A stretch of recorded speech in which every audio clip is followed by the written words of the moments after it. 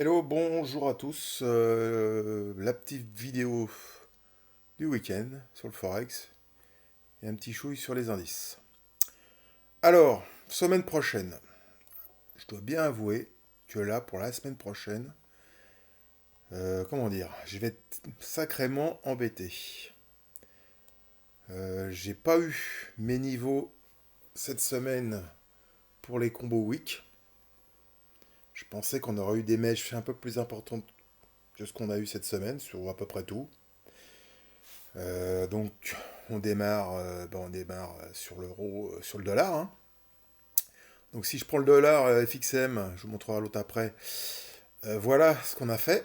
Alors effectivement, la semaine d'avant, on avait fait une superbe bougie rouge. Là, cette semaine, on finit sur plus ou moins un doji ou un marteau. Je sais pas comment on peut l'interpréter.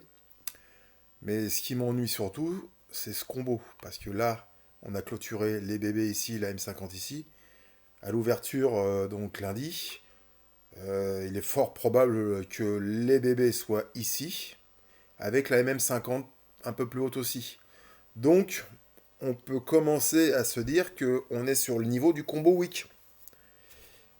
Donc, si on est sur le niveau du combo week, on sera aussi en même temps, si tout est dans ce coin-là, on sera sur mon 50% Fibo week et sur mon 38,2 Fibo mensuel. Voilà, voilà, voilà. Donc, est-ce que c'est pas le début du retournement escompté? Est-ce qu'il faut faire un reverse tout de suite lundi sur sur le dollar et tout ce qui est en face du dollar? Honnêtement, pour le moment, je suis plutôt neutre. Vous voyez, quand je me mets sur le DXY, hein, là, c'est encore plus probant. Là, on n'a même pas un doji, on a vraiment un marteau. Donc, c'est une figure de retournement. Là aussi, on a le 50% et le 38%. Et là, c'est quasi sûr que la semaine prochaine, les bébés vont être là avec la même 50. Donc semaine prochaine, reverse dollar, c'est pas totalement idiot. Est-ce que je vais le faire tout de suite? Je ne pense pas non plus. Je pense ne pas me précipiter lundi. Il faut pas que je me précipite lundi pour payer le dollar. Mais par contre, il va falloir faire gaffe aux pauses qu'on a encore en cours sur contre le dollar, quoi. Par exemple, le short USD CAD.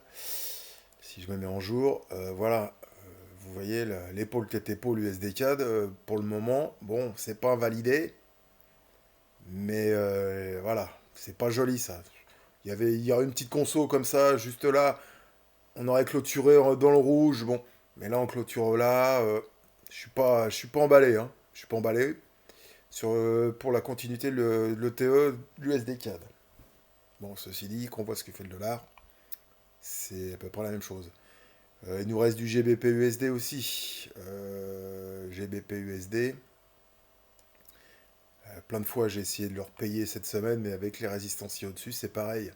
Hein, le GBP USD, si je me mets en semaine, on va se retrouver à nouveau. Bah voilà, ça va descendre à peu près par là la semaine prochaine. C'est peut-être le début du combo week, là aussi. Donc vraiment, vraiment pas simple. Et enfin, ce que tout le monde attend plus ou moins, c'est l'euro USD. Pareil. Là, lui, il est encore plus en avance. Parce que lui, du coup, l'euro USD, cette semaine, ben, on a clôturé dans les bébés, et pas loin de la M50, et pas loin de cette résistance week là. Vous voyez, là je suis en weekly pour le moment. Tout ça, je vous montre que du week, hein. Donc c'est clair que là, payer l'euro USD la semaine prochaine, à moins d'un gros signal bien fort, c'est compliqué. Quand je regarde le 10 ans, hein, bon, pour le moment, c'est pareil, en weekly, le 10 ans, bon, il a bien, il a bien consolidé la semaine dernière, la semaine d'avant. Donc voilà, je suis un peu ennuyé, je vous le dis honnêtement, pour la semaine prochaine. J'ai pas vraiment d'idée à vous proposer pour le moment. Le NZD USD, on est dessus. Vous voyez, c'est pareil, on est dessus sur le. Alors je sais bien, ce qui m'ennuie, c'est qu'on a quand même cassé un canal week, par exemple sur le NZD USD, pardon. On a clôture au-dessus, mais on voit bien qu'au-dessus, j'ai de la résistance à gogo, hein.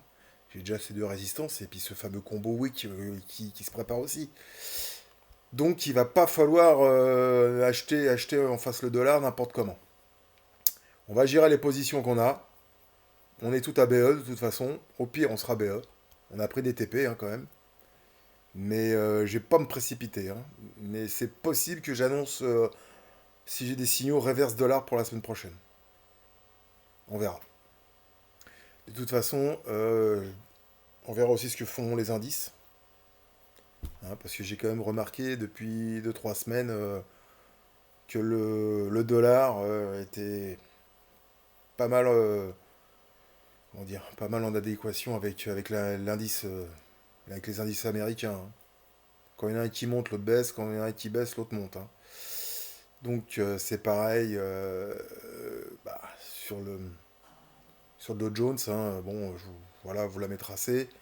Le V-bottom, il est pratiquement fait. Hein. Il manque un petit chou ici si on veut vraiment peaufiner. Mais il est fait. Alors après, est-ce qu'on va pas continuer? Est-ce qu'on va redescendre? Je sais pas. Et le dollar, je pense que le dollar bougera en fonction de ça également. Donc c'est pas simple. Voilà. Alors, par contre, je vais quand même vous montrer une chose. Donc pareil, hein, sur le dollar, sur le gold, ben, on est voilà, hein, là aussi. C'est pareil, j'aurais bien aimé que j'ai essayé toute la semaine de reprendre des positions pour aller chercher la- ce niveau-là. J'aurais bien aimé sur le gold, on ait au moins la mèche sur ce niveau-là, sur la M50. Hein. Donc, bah, la semaine prochaine, hein, ça aussi, ça va descendre. Ça va sûrement se mettre à plat. Donc, bah, pour le gold, les achats gold, on va arrêter pour le moment. Je crois enfin, je sais qu'FX a commencé à le shorter. Bon, bah, bien joué, hein. Les 3 derniers jours sur le gold, c'est rouge. Mais bon, on va pas shorter à tout va non plus, hein, parce que bon, voilà, on verra quand on arrivera sur ces niveaux-là. Le 50%, ces supports-là, on verra bien si ça veut rebondir ou si on continue la baisse pour aller bah, retourner en bas. Tout ça, ça dépendra du dollar. Par contre, je vais vous montrer, c'est ça. Là-dessus, je pense qu'il y a quelque chose à faire. Sur le pétrole, hein, vendredi, je vous ai fait une petite vidéo où je vous ai posté ça, aussi je vous disais sur le pétrole, ça y est, moi, ma position est clôturée, hein, de toute façon l'échéance est arrivée. Mais bon, vous voyez, c'est le dessin que je vous ai posté vendredi. Bah, c'est propre, hein. Là, je suis en délit. Bon, on n'a pas été, j'aurais préféré aller faire la mèche vraiment là-dessus, mais bon, on a fait pile poil, hein, si je zoome, on a fait pile poil le support, hein, mon support week, là, orange, là. Donc, le rebond est commencé, j'aurais préféré que le rebond arrive lundi, là aussi. Mais, en H4, voilà ce que je préconise. Donc, première chose, soit on revient chercher et faire un double bottom H4 sur ce niveau-là, ça sera l'idéal. Mais si ça ne se produit pas, bon, moi l'open lundi matin, je serai pas devant, hein, c'est clair. Mais si ça part pleine balle, c'est bah, rentrer direct. Ou alors pour les prudents, encore une fois, c'est cassure du canal H4, un petit pullback. Ouais, parce que tout ça, les traits verts, c'est des résistances. Hein. Voilà, c'est des petites résistances. Hein. C'est pour ça que j'ai pas fait de right angle. Mais elles sont là. Hein. Bon, voilà, c'est des petites résistances. Donc sortie du canal, peut-être un pullback. Et au retour du pullback, on paiera le pétrole pour remonter ici sur les 84, 97. Et puis on continuera jusqu'au 88, 90. Et puis on verra après s'il casse le canal ou pas. Bon, j'espère que non, hein, parce que ça va vraiment nous coûter cher sinon. Mais on verra s'ils sont capables de casser le canal weekly descendant, qui est là. Ok. Donc, on cherche des achats sur le pétrole pour la semaine prochaine. J'aurais préféré que ça se produise à partir de lundi, mais bon, ils ont décidé autrement vendredi. Ils ont décidé de commencer à remonter vendredi. Bon, moi, j'avais pas envie de me positionner. Donc, je vous dis, c'est ça. Soit on a la chance d'avoir un repli pour nous faire un double bottom, H4. Ceci dit, après, on est sur un double bottom weekly. Hein. Il est magnifique. Hein. Hein. En weekly, double bottom décalé quand même. Hein. Euh, ça se paye quoi. Faut tenter quoi. Ok. Donc voilà l'idée pour le pétrole. Pour le gaz, ben le gaz, il me gaze. Voilà.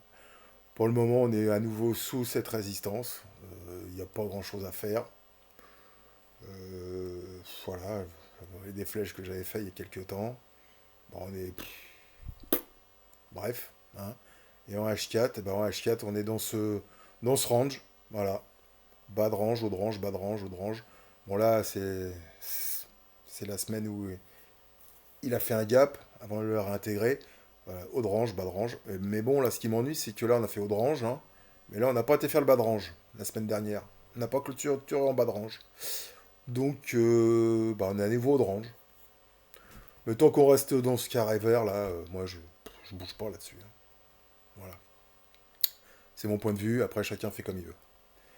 Et ce que je voudrais vous remontrer une dernière fois, c'est lui, là. La UDNZD. Ah, ouais, lui, la chèvre. Donc, bah, c'est mes tracés qu'on avait fait ensemble. On a fait le TP1, je vous rappelle. Mais par contre, ce qui me plaît, c'est ça. Voilà. Ça me plaît. Ça me plaît pour le payer. À nouveau. Hein. Pourquoi? Je me mets en mensuel. Voilà, en mensuel. On est arrivé sur mon canal mensuel cassé, là, ici. Donc là, on arrive dessus. Bah, pullback. On a une résistance, ici. Mon canal cassé, pullback dessus. Bon, ça, on n'en tient plus compte. Hein. Je vais même les virer. Ça ne sert plus à rien. On verra plus tard pour, pour les remettre si on prend position. D'accord. Donc en mensuel, on est sur un niveau à payer. En weekly, bah, on a le combo là. Hein, ça peut faire un combo tronqué. On est d'accord. Au niveau de mon Fiebo, bah, on n'est pas sur les 50, mais on est entre le 50 et le 61. Bon, bref, mais c'est un niveau. C'est des niveaux à chercher à payer pour la semaine prochaine. Multiconvergence, un support weekly, le combo weekly, mon oblique mensuel, pour moi, et mon Fibo. Pour moi, c'est un niveau à chercher pour le payer. Alors, je sais pas si on aura le signal. Hein. Peut-être que la semaine prochaine, ils vont continuer et puis terminer, on n'en parle plus. Mais pour le moment, ouais, je pense que là-dessus, il faut chercher des achats pour la semaine prochaine. Quoi d'autre? Bah rien d'autre. J'ai regardé vite fait. Je vous dis. Donc l'euro CHF, c'est pareil. Hein, moi, pour moi, l'euro, il est en mode boule. Hein, il a tellement morflé depuis des mois et des mois. Je pense que shorter l'euro pour le moment, c'est compliqué. Voilà. Mais bon, c'est vrai que sur l'euro USD, on est sur un niveau à shorter. C'est pour ça que je sais pas trop quoi faire là pour la semaine prochaine. Hein. Je vous avoue que là, on va prendre notre temps. D'accord? Donc, je résume rapidement. Neutre, neutre sur le dollar. Et donc, du coup, neutre sur pas mal de choses. Je vais chercher à acheter le pétrole. Ou vous faire acheter le pétrole. Chercher à acheter la UDNZD. Le gaz, on oublie. Enfin, pour moi, j'oublie. Et puis, on verra. On fera au fil de l'eau la semaine prochaine. Ok? Et rapidement sur les indices, eh ben ouais, voilà, on est sur des niveaux, c'est compliqué. Hein, voilà. C'est soit on fait des pullbacks là-dessus et on repart pour aller sur les plus hauts, soit on casse et on réintègre tout ça. Hein. Vous voyez, le DAX, voilà, quand je vois tout ça, on arrive sur des niveaux compliqués à payer. Mais bon, je laisse faire les experts, hein, je suis pas expert, donc je laisse faire les experts. Il y a vraiment que le Nasdaq qui lui est encore resté sous son oblique mensuel. Hein. Il veut pas. Alors il y a le combo mensuel, je suis d'accord, mais il veut pas le casser hein, pour le moment. Il veut pas réintégrer ça. Ça m'ennuie un peu. Mais bon, on verra. Ok. Donc bah voilà pour la semaine prochaine. Si vous avez des questions, il y a le QG comme d'habitude. Je vous souhaite un bon week-end. Merci.